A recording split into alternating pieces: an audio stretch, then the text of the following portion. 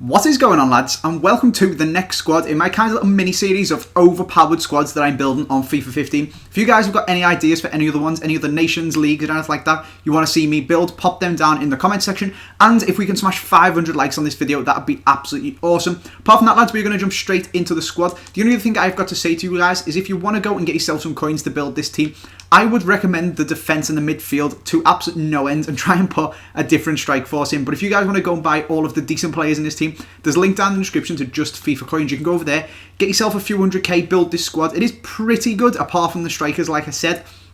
Use the discount code AJ3 and you get yourself 5% off. They're nice and cheap and reliable. And if you're one of them guys who doesn't like buying coins, I popped a link down there to the game keys as well, where you can buy cheap PSN and MSP. Now, the first thing I'm going to say to you guys is do not buy Diego Alves. He fucking sucks. Get yourself Julio Cesar. They cost about the same. It doesn't really matter. They're both Brazilian, but Diego Alves is absolutely shite. Julio Cesar is pretty decent, not one of the best goalkeepers I've used on this game, but a pretty good shot stopper nonetheless, although he does seem to be pretty small. At centre-back, we've got a ridiculous amount of options. We've got David Luiz, we've got Santana, we've got Juan Jesus, we've got Marquinhos, you could have Luis Castan. There is so many.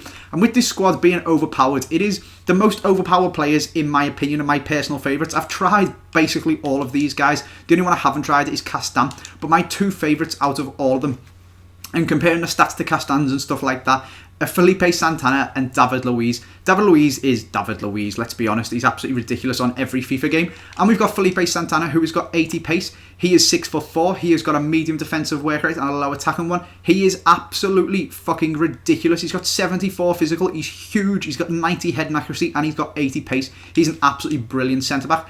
At right back, again, there's a couple of options. You can have Danilo, you can have Fernandez, but my personal favourite is Rafael, and I think he is the most overpowered, the fastest with the best physical, and he's pretty good at dribbling, defending, and passing as well. Over on the opposite side, same deal. There's a couple of different ones, but by far the best one, in my opinion, is Alexandro. Most overpowered, 79 rated, 84 pace, and 77 physical. He's an absolutely brilliant player. At centre defensive mid, we have got a centre midfielder. All of these are centre mids, but this guy is basically a CDM with his work rates, and it is Fernandinho. Again, you could have a CDM in Felipe Melo, but I personally prefer Fernandinho and think he's a better player. His defending and his physical aren't quite as good, but he's faster, got better dribbling, passing, and shooting. So even though the shooting doesn't really matter, the other stats are extremely important on this game. Centre mids, we have got Ramirez and Paulinho. And this is where we're actually going to stop the team for now. You can see these two guys are absolutely brilliant. Paulinho is one of the shocks of this team. His shooting is absolutely quality. I really do like this guy. They're all decent at defending as well. They're all very up and down midfielders. So if you wanted to move into maybe a 4-3-3 without the CDM drop back, the only reason I've got this is because Brazil don't have a single good striker on this game apart from Pele. And there literally couldn't be a player who is less overpowered than Pele. He's the highest rated player on this game and he's just absolutely ridiculous, as he should be. So that's the reason we've gone for this. It'd probably be better if you played like a 4-3-2-1 or something like that and had them all as CMs, but with this formation we've put the one with the high defensive work rate as a centre defensive mid. It really doesn't matter too much. He's probably going to say that play the same either way because his work rates won't change, but this part of the team is absolutely brilliant. On FIFA, obviously you guys are going to concede loads of goals anyway because it's FIFA. It's fucking impossible to defend on this game. But as a whole, you only concede maybe 1 or 2 per game, which compared to other teams is actually really good. Like, I've played with teams where I've leaked 4 or 5 goals every single game, where I've scored 4 or 5 goals with the team every single game as well, and all the games like 5 or 6-4 or absolutely ridiculous scorelines. But this team is actually really solid, and you'll only concede 1 or 2 goals per game, or maybe even keep a clean sheet every now and again, which in my opinion is a pretty rare thing on FIFA 15, and it's not really going to happen. The only issue is that I literally cannot score with these players.